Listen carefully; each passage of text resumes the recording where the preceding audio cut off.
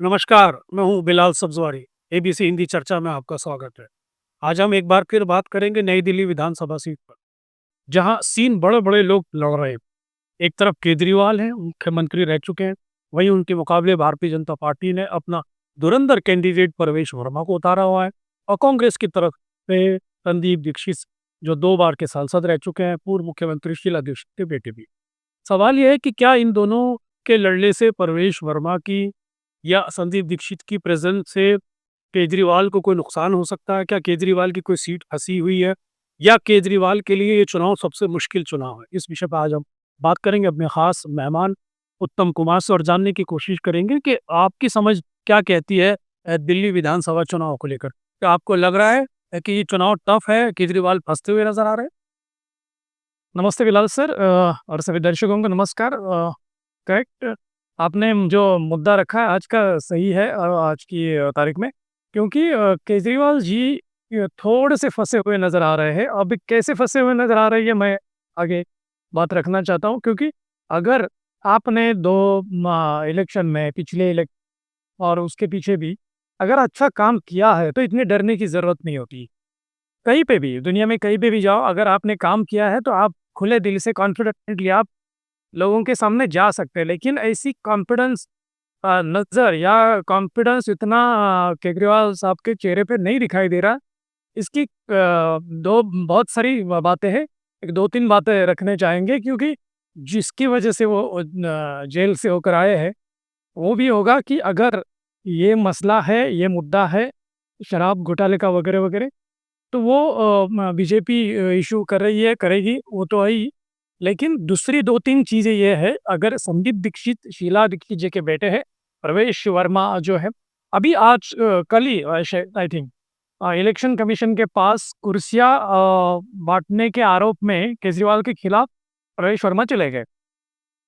अब सच झूठ ये तहकीकात इलेक्शन कमीशन करेगा या जनता करेगी।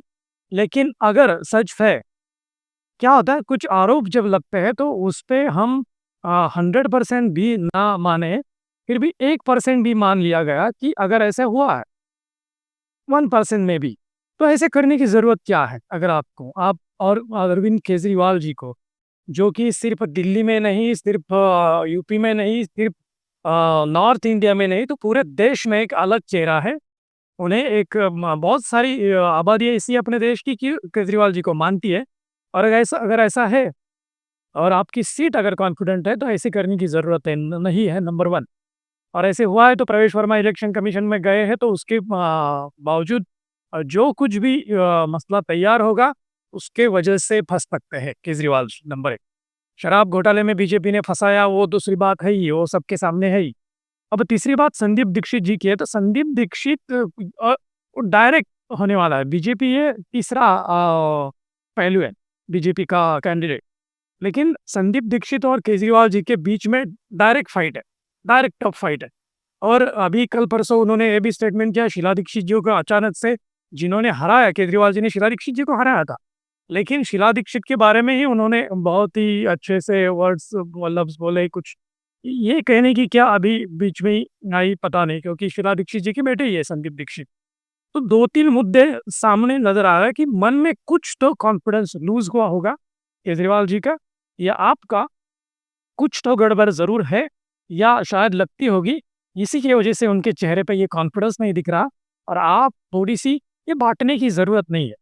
जब हम अच्छा काम करते हैं तो किसी भी लालच की जनता को ज़रूरत नहीं होती है। अगर वो होती है तो डेफ़िनेटली हम में कुछ तो कमियाँ हैं, ऐसा नज़र आ रहा है। इसी की वजह से शायद मुझे लगता है कि केजरीवाल फुस बिला सर कि किन लेकिन उत्तम, हम ये समझना चाह रहे हैं आपसे कि केजरीवाल का जो बुनियादी वोटर है, वो पिछड़े वर्ग का वोटर है, झुग्गी-झोपड़ी वाला वोटर है, मध्यवर्गीय वोटर है, या वो वोटर है जो बिजली, पानी, मोहल्ला, क्लिनिक, स्वास्थ्य, शिक्षा का लाभ उठाता है दिल्ली सरकार। वहीं केजरीवाल ने बहुत सारी योजनाएँ भी साथ-साथ दी। संदीप दीक्षित के बारे में ये कहा जा रहा है कि नई दिल्ली में उनका कोई काम ही नहीं है, इसलिए उनकी मदद ज़रूर लड़ती थी, लेकिन संदीप दीक्षित ने कभी नई दिल्ली को फोकस नहीं किया।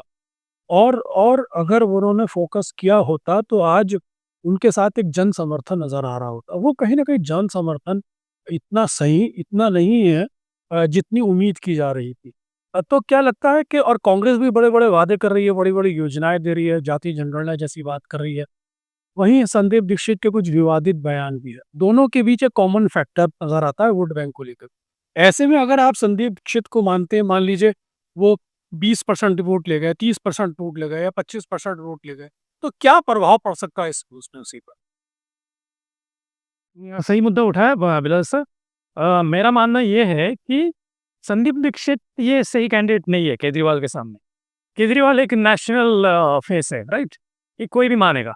संदीप दीक्षित सिर्फ दिल्ली कॉन्स्टिट्यूएंसी के लिमिटेशंस है उसके ऊपर। शीला दीक्षित जी का बेटा है, ये कोई उसकी आइडेंटिटी नहीं है, उनकी आइडेंटिटी नहीं है। ओके, वो केजरीवाल के खिलाफ लड़ने के लिए बहुत बड़ा कैंडिडेट चाहिए था, नंबर एक।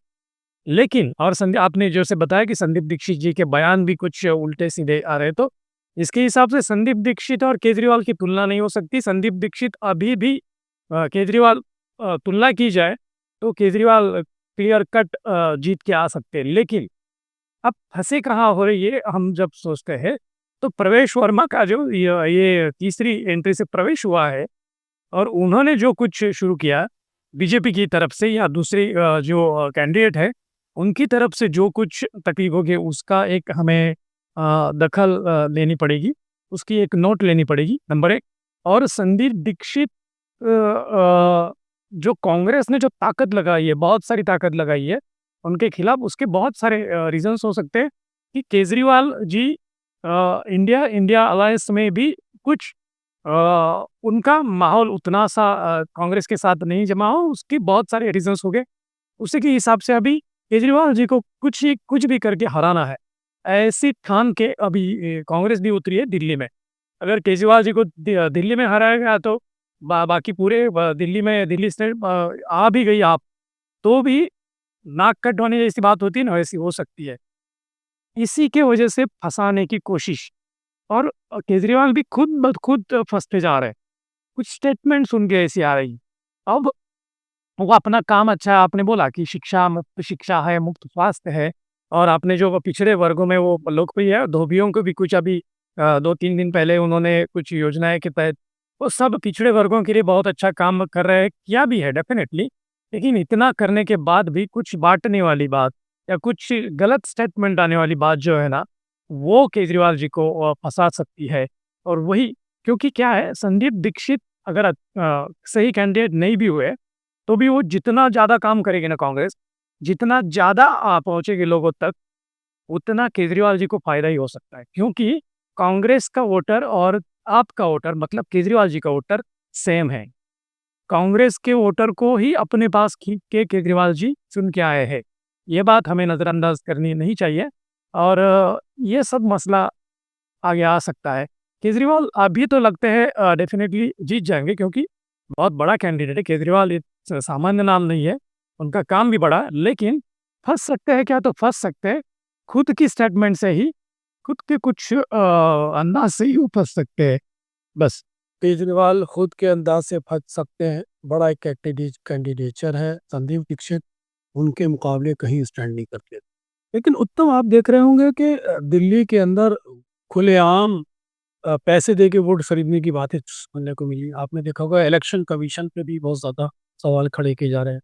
इलेक्शन कमीशन भी केजरीवाल ने उनको निशाने पे लिया हुआ है। कांग्रेस पार्टी भी इलेक्शन कमीशन पे सवाल उठाती रही। इलेक्शन कमीशन के माध्यम से जो भी हमें धांधलियाँ देखने को मिली, ख़ास तौर से आपके महाराष्ट्र में भी, हरियाणा में भी और पिछले लोकसभा चुनाव में। आपको लग सकता है कि इलेक्शन कमीशन भी इस चुनाव में एक सवाल के रूप में खड़ा है? अगर इलेक्शन कमीशन की तरफ से कोई धांधलीबाज़ी की संभावना देखते हैं आप इस चुनाव में? अब क्या होता है, हम दोनों भी जर्नलिस्ट हैं, हमें ये सारा दूध के दूध और पानी का पानी पता होता है, और ये ओपन सीक्रेट भी होता है लोगों की तरफ से। लोग हमेशा बातें भी करते हैं ऐसे, आम आवाम जनता जो होती है वो बातें भी करती है ऐसे कि जिसके पास सत्ता होती है उसके हाथ में सभी ये जो गवर्नमेंट की अलग-अलग जो डिपार्टमेंट्स होती है वो होती है। लेकिन ऐसा 100% नहीं कहा जा सकता। अपने-अपने वो जो डिपार्टमेंट्स है गवर्नमेंट की, जो इलेक्शन कमीशन हो या ईडी के बारे में बहुत कुछ बोला जाता है पूरे देश में पिछले कुछ सालों से, या इलेक्शन कमीशन हो या और कुछ जो गवर्नमेंट जो डिपार्टमेंट है, वो अपना-अपना काम करते हैं, अच्छा काम करते हैं। अभी ये तो डायरेक्टली नहीं कह सकते कि ये बीजेपी की बाजू से काम करेंगे या केजरीवाल को फँसाने की कोशिश करेंगे वगैरह, ऐसा नहीं हो सकता। अगर केजरीवाल गलत है, केजरीवाल एक सिंपल एग्ज़ाम्पल लेंगे, केजरीवाल जी ने अगर यहाँ आपने कुर्सियाँ बाँटी होगी और वो ऊपर आ गया, तो वो फँस सकते हैं। अगर कहीं पे दिख रहा है, अगर कहीं पे आरोप ऐसे लगाया जा रहा है कि पैसे बाँटे जा रहा है, पिछड़े वर्गों में पैसे बाँटे जा रहा है, कुछ सुविधा दी जा रही है, अभी इलेक्शन के वक़्त, तो अगर ये मसला सामने आ गया, इसके कुछ सबूत मिले, तो आप अटक सकती है, आप फँस सकती है, केजरीवाल जी फँस सकते हैं। लेकिन ऐसा इलेक्शन कमीशन जानबूझ के किसी को टारगेट नहीं करेगा, या कोई गवर्नमेंट की पार्टी या डिपार्टमेंट है, वो ऐसे जान क्योंकि वहाँ आईएएस ऑफिसर्स बैठे होते हैं और बहुत उनको वैसे, अगर देखो आइडियोलॉजी होती है, अगर मैं आईएएस ऑफिसर होता कि मेरी भी कुछ मन में, या मैं जर्नलिस्ट भी हूँ, तो मन में अपनी कुछ आइडियोलॉजी होती है। लेकिन जब हम अपनी कुर्सी पे वो बैठे होते हैं, जब हम दोनों अभी बात कर रहे हैं, तो तटस्थता, तो उस वक़्त हम निपक्षपाती होके ही काम करते हैं, बात करते हैं। वैसा ही गवर्नमेंट ऑफिसर का होता है, और शायद ऐसा मुझे नहीं लगता अभी तो इलेक्शन कमीशन कुछ टारगेट करेगी या बीजेपी के पक्ष में राय देगी या किसी पक्ष की में राय देगी। ऐसा अभी तो नहीं लगता। उत्तम ठीक कह रहे हैं कि इलेक्शन कमीशन, उनको नहीं लगता वो किसी तरह भी टारगेट करेगा। इलेक्शन कमीशन की अपनी एक भूमिका होती है, इलेक्शन कमीशन का अपना एक छवि दाँव पे लगी होती है। साथ के साथ इलेक्शन कमीशन ख़ास तौर से तब बिल्कुल असहाय होता है जब सरकार ही दिल्ली में केजरीवाल की है। तो वो भी एक बहुत बड़ा महत्वपूर्ण मुद्दा है। लेकिन उत्तम का ये कहना है कि अगर केजरीवाल हारेंगे तो अपनी गलती की वजह से हारेंगे, केजरीवाल हारेंगे तो अपने स्टेटमेंट्स की वजह से हारेंगे। संदीप दीक्षित जितना अच्छा लड़ेंगे उतना केजरीवाल को नुकसान पहुँचा देंगे। तो कुल मिलाकर ये कहा जा सकता है कि केजरीवाल अभी सेफ नहीं है, फँसे हुए हैं। आने वाले समय में देखते हैं कि क्या होता है। केजरीवाल इस सीट को जीत पाते हैं या फिर वो किसी के माध्यम से हरा दिए जाते हैं। ये सवाल अपनी जगह खड़ा है। जनादि आज की इस चर्चा के लिए उत्तम आपका बहुत-बहुत शुक्रिया। एबीसी हिंदी दर्शकों से मैं निवेदन करता हूँ कि इसको सब्सक्राइब करते रहें, डिफरेंट प्लेटफ़ॉर्म पर इसको शेयर करते रहें और अपने कमेंट्स हमें कमेंट बॉक्स में प्राप्त करा। धन्यवाद। एबीसी हिंदी न्यूज, आज ही जुड़िए हर खबर के साथ।